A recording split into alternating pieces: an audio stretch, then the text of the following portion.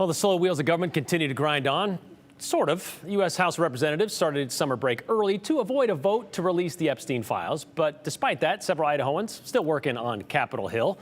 And that's where we find Joe Paris. He's one of those guys still working on Capitol Hill. Joe, you spoke to some of our delegation about some of the bills that have moved through Congress lately.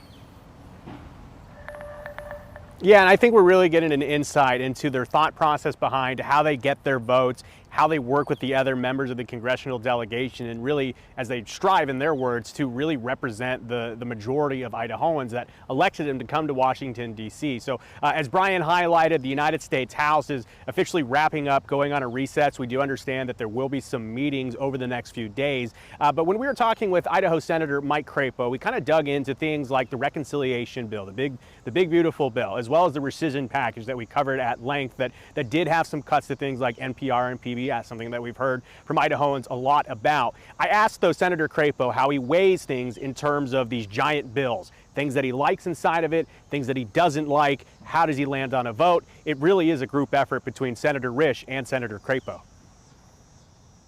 How difficult is it to, I guess, vote on some of these massive packages where you like some of it, you don't like some of it? I always think of the quote where it says, "Don't let perfect be, the enemy of good." Yeah, that's right.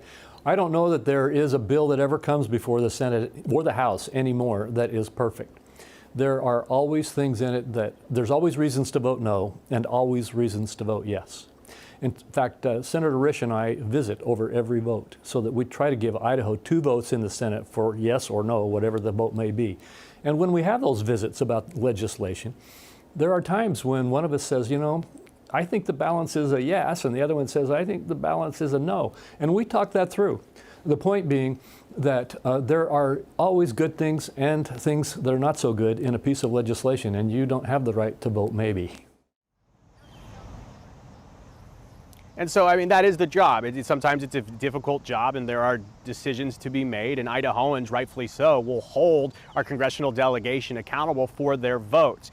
Really, in the same topic, I spoke with Congressman Mike Simpson, who we covered last week, his vote in favor of the rescission package, as Idahoans were really concerned about votes that did cut funding in the future for PBS and NPR. I asked him about that vote, how he got to the conclusion, and kind of his thought process of voting for the package as a whole.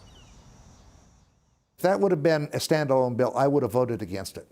But I have to look at a bill and weigh it and say, in total, is it good or is it bad? I could find a reason to vote against every appropriation bill because there's something in there that might be important to somebody else, but I think is crazy, or whatever. And you have to weigh every bill that way. And it's the same thing with these rescission packages.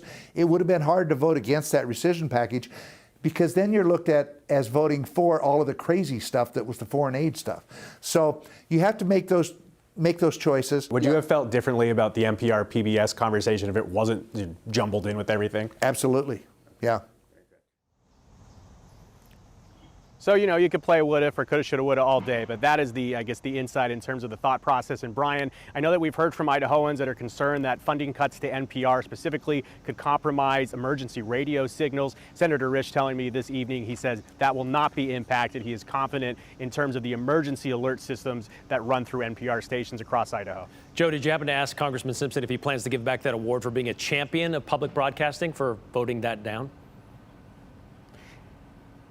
We did talk about the award that he won, and he is still proud, a supporter for PBS. And we'll get into this in a future episode of the 208, Brian. But something that Congressman Simpson touched on is the intricacy that he believes that what they voted on, for example, is a 2-year advanced appropriation. He sees that NPR and PBS are actually funded moving forward. There is a rescission in terms of their budget moving forward. So his thought process is we will cross that bridge when we get there. Again, that is what he believes on that. We know that Idahoans disagree with that. But again, it goes both ways.